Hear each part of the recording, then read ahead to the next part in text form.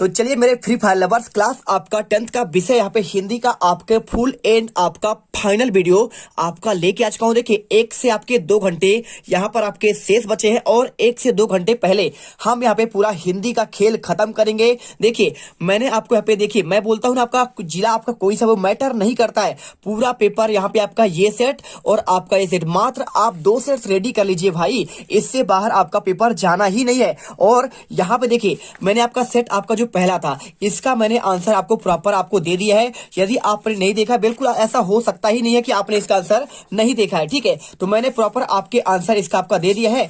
अब आपको देखिए यहाँ पे आपका मैंने बोला था कि आपको 2 सेट कराऊंगा, तो यहाँ पे आपका प्रेजेंट है भाई साहब आपका दूसरा सेट, और दूसरे सेट का आपको फटाफट चलिए आंसर देते हैं। टेंशन मत लीजिए, बस आप यहाँ पे दूसरे सेट पे आपके जो आपके आईएमपी क्वेश्चन है, देखिए मैंने आपका पूरा परीक्षा आपका जो बोर्ड का आपका मेन क्वेश्चन मैंने सेट पहले में ही क्लियर कर दिया है। बस आपको यहाँ पे एक बार रिवीजन के दृष्टि से देखकर जाना है कि कौन से क्वेश्चन आपको यहाँ पे रेडी करना है और आप 75 में से 75 नंबर लेके आओ, ठीक है। तो देखिए यहाँ पे आपके कुछ आपके ऑब्जेक्टिव दिए हैं, तो एक बार पहले इनका ऑब्जेक्टिव हम यहाँ पे देख लेते हैं, इनका रिविजन कर लेते हैं। तो देखिए सबसे पहले आपका इसमें लिखा गया है आपका, देखिए उद्धव ने गोपियों को किसका संदेश दिया। तो उद्धव ने गोपियों को किसका संदेश दिया? योग का, प्रेम का, भक्ति का, या फिर आपका कर्म का।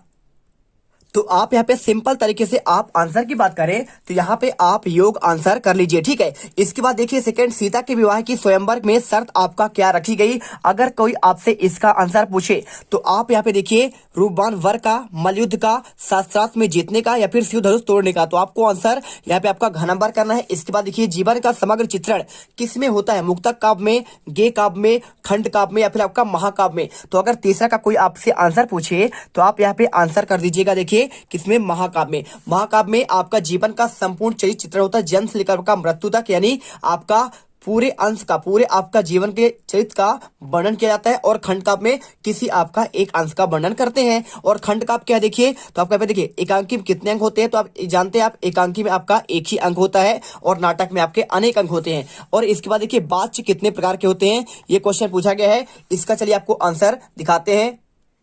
तो देखिए आपको इसका आंसर आपको यहाँ पे सिंपल तरीके से, देखिए आपको यहाँ पे आंसर बता देना है। 3 ऑप्शन दिया है, 4, 5 और 6। तो आपका क्या पूछ रहा है? इसमें पूछ रहा है आपको सिंपल तरीके से आपका वाच्य के प्रकार। तो वाच्य के आपके यहाँ पे 3 प्रकार होते हैं। कितने होते हैं? आपके 3 प्रकार होते हैं। आप आंसर का नंबर लगा दीजिए। इसके बाद सांप के डर से घबराए हुए भोलानाथ कहाँ जाकर छिपा? आपको यहाँ पे सिंपल तरीके से पिता की गोदी में, घर के कोने में, माँ के आंचल में, बाबा की रजाई में। तो आप इसमें सिंपल सा आंसर यहाँ पे आप ग नंबर कर दीजिए, माता के आपके यहाँ पे आंचल में हो जाएगा। इसके बाद देखिए रिक्त स्थान पूछा गया है, प्रयोगवादी कविता के आपके प्रवर्तक कौन है? तो आप इसमें आंसर आप याद कर लीजिए आगे, ठीक है। चलिए कर लीजिए। इसके बाद देखिए क्वेश्चन यहाँ पे छंद के आपके कितने प्रकार होते हैं? तो आप जानते हैं छंद में आपके यहाँ पे 2 प्रकार होते हैं, मात्रिक और आपका यहाँ पे वर्णिक छंद होता है। और वीर रस का स्थायी भाव क्या होता है? तो वीर का आपका यहाँ पे उत्साह हो जाएगा। इसके बाद देखिए यहाँ पे क्वेश्चन दिया गया है, सभ्यता डैश डैश का परिणाम है ना। तो परिणाम की जब भी आप बात करेगा तो आपका यहाँ पे संस्कृति का आपका यहाँ पे परिणाम है। आप आंसर संस्कृति कर दीजिए। इसके बाद देखिए क्वेश्चन यहाँ पे डैश डैश क्रिया का सीधा संबंध आपका कर्ता से होता है। तो आप जानते हैं सकर्मक क्रिया में किसमें? देखिए सकर्मक एक होता है आपका एक अकर्मक। तो आपका अकर्मक की बात कर रहे हैं, किसका?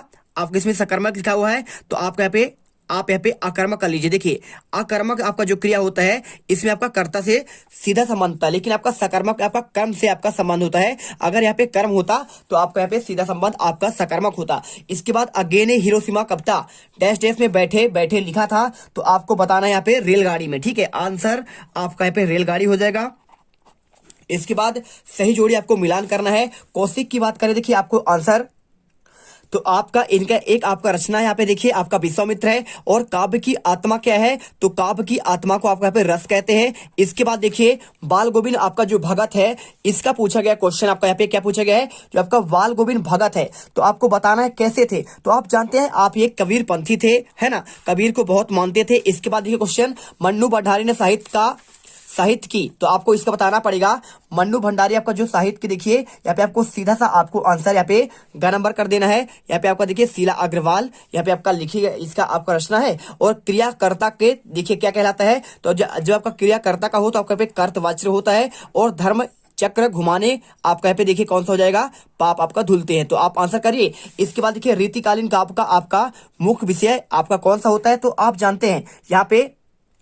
तो आपको यहाँ पे आंसर देखिए आपका यहाँ पे श्रृंगार आपका वर्णन कर देना है। आप आंसर यहाँ पे लिख दीजिए। इसके बाद देखिए यहाँ पे क्वेश्चन आपका दिया गया संचारी भावों की संख्या कितनी मानी गई है। आप जानते हैं आपका 33 होता है। और नेताजी की मूर्ति पर सरकंडे का चश्मा किसका आपका लगा होगा। तो आपको यहाँ पे आंसर देखिए किसी बच्चे ने लगाया होगा। ठीक है, किसने लगाया होगा, तो किसी बच्चे ने आपको यहाँ पे लिख दीजिए, बच्चे ने लगाया होगा। चलिए इसके बाद देखिए क्वेश्चन आपका नेक्स्ट दिया गया है। इसमें हाथ मलना का आपका अर्थ क्या है। तो अगर कोई पूछे हाथ मलना का अर्थ क्या होता है, तो आपका यहाँ पे क्या होता है, पछताना होता है। इसके बाद देख लीजिए क्वेश्चन आपका यहाँ पे आपका दिया गया है। इसमें यहाँ पे आपका शब्द शक्ति का देखिए आपको प्रकार पूछा गया है। तो शब्द शक्ति आपके यहाँ पे 3 प्रकार के होते हैं। कौन कौन से होता है, आपका यहाँ पे होता है आपका अभिधा होता है, और इसके साथ आपका यहाँ पे अभिधा के साथ आपका लक्षणा होता है, और लक्षणा के साथ आपका यहाँ पे आपका व्यंजना। तो आप यहाँ पे आंसर इस प्रकार से यहाँ पे कर सकते हैं। इसके बाद देखिए क्वेश्चन भोलानाथ सिसकना क्यों भूल गए, आपको ये आंसर बताना है। तो आपका सिंपल से आंसर देखिए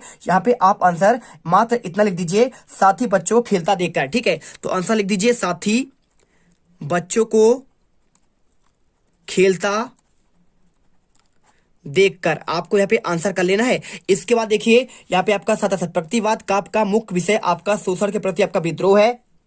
तो इसका आंसर आपको यहाँ पे आपको सत्य करना है, बिल्कुल आपका सही जवाब होगा। और इसके बाद वीरस का क्या स्थायी भाव क्रोध है, तो क्रोध तो है नहीं। आपका यहाँ पे होता है किसका, रौद्र का आपका क्रोध होता है। तो आपका यहाँ पे असत्य करना है। इसके बाद देखिए क्वेश्चन यहाँ पे दिया गया बिस्मिल्लाह खां हिंदू मुस्लिम एकता के समर्थक थे। तो आपको इसका आंसर जो आपका तीसरा दिया गया है, आपको तीसरे को आपको यहाँ पे सत्य कर देना है। क्योंकि देखिए आपका यहाँ पे हिंदू मुस्लिम दोनों के समर्थक थे। स्थानवाचक क्रिया विशेषण से क्रिया के काल का आपका बोध होता है। तो चौथे का आंसर आपको यहाँ पे सिंपल तरीके से आंसर आपका देखिए स्थानवाचक होता है, क्रिया विशेषण आपका बोध नहीं होता है, इसलिए आपको यहाँ पे आपको असत करना है। और मैया ने हल्दी पीसकर लनाथ के घावों पर थोपी थी। तो आपको यहाँ पे बिल्कुल आपका सत्य होगा। और इसके बाद देखिए क्वेश्चन यहाँ पे लेखक के प्रति प्रत्येक रचना आपका श्रेष्ठ होता है। तो ये भी आपका देखिए यहाँ पे ऐसा प्रत्येक रचना श्रेष्ठ हो ऐसा हो नहीं सकता।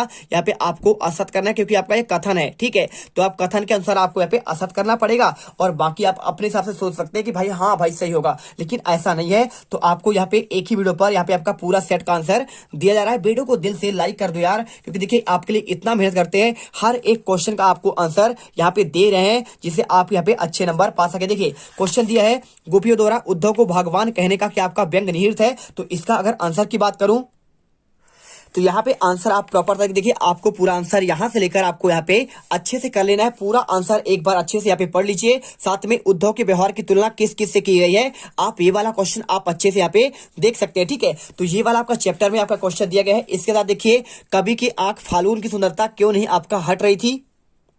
तो अगर आपने यहाँ पे सूरदास वाले पद का आपने क्वेश्चन नहीं पढ़ा है, तो एक बार अच्छे से यहाँ पे देख लो यार। आपका जो क्वेश्चन दिया गया देखिए गोपियों ने किन किन उदाहरणों के माध्यम से उद्धव को उल्हाना दिए, ये क्वेश्चन आपका देखिए। और साथ में देखिए यहाँ पे कुछ क्वेश्चन आपके दिया गया है, गोपियों के अनुसार राजा का धर्म आपका क्या होना चाहिए।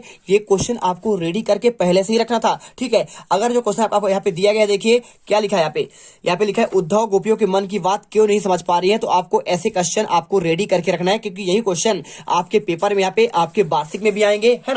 और देखिए इसके साथ आपको यहाँ पे हमारे हरी हालिल की लकड़ी क्या आपका भाव स्पष्ट करना है। तो यह क्वेश्चन आपने ऑलरेडी यहाँ पे रेडी कर ही लिया होगा। इसके बाद बात करें कभी कि ये वाला क्वेश्चन, तो इसका अगर आंसर की बात करूं, तो इसका जो देखिए आपको आंसर आपको ये मिल जाएगा कवि की आंख में। तो आंसर आप यहाँ पे यहां से लेकर आप यहां तक कर दीजिएगा, पूरा आपको प्रॉपर आंसर यहाँ पे आपको दिया जा रहा है। इसके अलावा देखिए क्वेश्चन आपको दिया गया है कभी आत्मकथ्य के लिखने से क्यों बचना चाहते हैं। तो आपको देखिए क्वेश्चन आपका यहाँ पे सीधा सा आपका आ चुका है। यहाँ पे आपका ये वाला क्वेश्चन देखिए, यहाँ पे आपका देखिए क्वेश्चन आपका ये वाला है। तो आप यहाँ पे आत्मकथा क्यों नहीं लिखना चाहते हैं, आप आंसर यहां से लेकर आप यहां तक करिए और अच्छे से यहाँ पे रट लीजिए। इसके बाद देखिए क्वेश्चन यहाँ पे दिया गया है गोपियों के अनुसार राजा का धर्म क्या होना चाहिए। तो आपका यहाँ पे देखिए पहले वाले का ही आपका आंसर जो आपको मैंने बता चुका है कि आपको ये क्वेश्चन आपको रेडी करके जाना है। तो आप इसे अच्छे से यहाँ से लेकर आप यहाँ तक यहाँ पे रेडी कर लीजिए। और इसके साथ देखिए क्वेश्चन आपका जो दिया गया है, यहाँ पे क्वेश्चन दिया गया ना उद्धव की व्यवहार तुलना, आपका क्वेश्चन आ चुका है ऑलरेडी। देखिए क्वेश्चन आपका दिया गया यहाँ पे देखिए रीतिकाल की प्रमुख आपका 2 विशेषता और रीतिकाल के आपके 2 विशेषता आपको बताना है। तो अगर इसके आंसर की बात करूं, तो इसके आपको दो विशेषताएं आपको यहाँ से ये मिल जाएगा, देख लीजिए आप अच्छे से यहाँ पे रेडी कर लीजिए। मैंने पहले पार्ट में आपको ये सारी चीजें आपको बता दी है, जो जो क्वेश्चन आपको यहाँ पे आया हुआ है। तो आप यहाँ पे छायावादी हो गया, रीतिकाल की रचनाएं हो गए, और इसके साथ देखिए भक्ति काल को हिंदी का साहित्य स्वर्ण काल क्यों कहते हैं, ये क्वेश्चन आपने ऑलरेडी यहाँ पे पढ़ लिया है। साथ में आपका यहाँ पे भक्ति काल की विशेषता और आपका यहाँ पे सारे हो चुके हैं, ठीक है। चलिए इसके बाद देखिए क्वेश्चन आपका सूरदास अथवा नागार्जुन का आपका पे काव्यगत विशेषता बतलानी थी। तो आप इसका आंसर देखिए, मैंने पहले पार्ट में जब आपको बताया था तो आपको ऑलरेडी यहाँ पे इनका आंसर याद करने के लिए बोला था मैंने। तो देखिए मैंने आपको पहले ही पार्ट में आपको बताया था कि आपको सूरदास यहाँ पे रेडी करना है आपका सेकेंड सेट के लिए, और आपका यहाँ पे नागार्जुन का। तो आपका इनका आंसर मैंने आपको बता दिया था, आपने पूरा आंसर, आपने पहला पार्ट पढ़ा तो कोई दिक्कत नहीं, आपने पढ़ ही लिया होगा। और इसके साथ देखिए महाकाव्य किसे कहते हैं, हिंदी के दो महाकाव्यों के नाम, वीर रस की परिभाषा आपका पूछा गया है, तो इनका भी आंसर मैंने आपको दे दिया है। छंद किसे कहते हैं, ये सारे आंसर आपको बता दिए गए थे।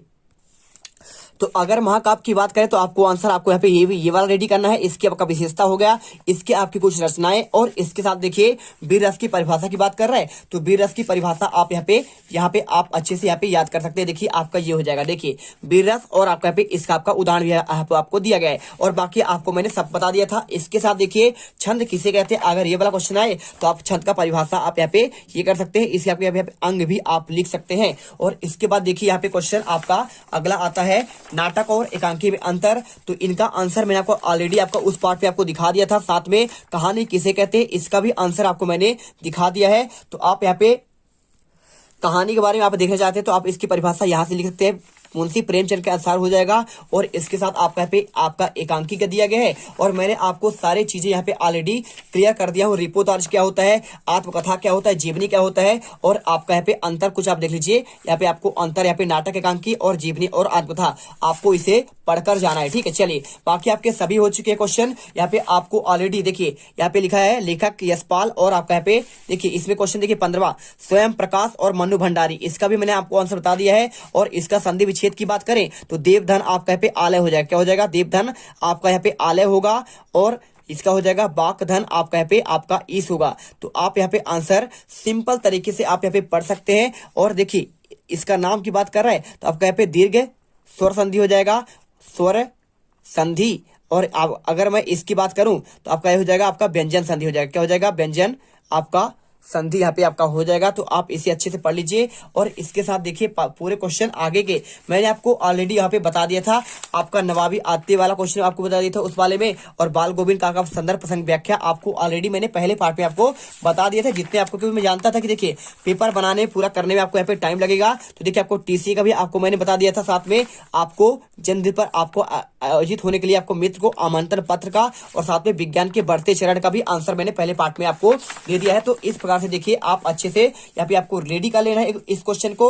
और यदि आपने इतना क्वेश्चन कर लिया है आपका पहला सेट और दूसरा सेट, तो आप यहाँ पे पेपर में गर्दा मचाकर आने वाले हो। मिलते हैं पेपर पर। जय हिंद, जय भारत। और वो जो लाल वाला बटन है उसमें भूकंप लेके आओ या फिर भूचाल, मुझे नहीं पता, बस क्लिक हो जाना चाहिए।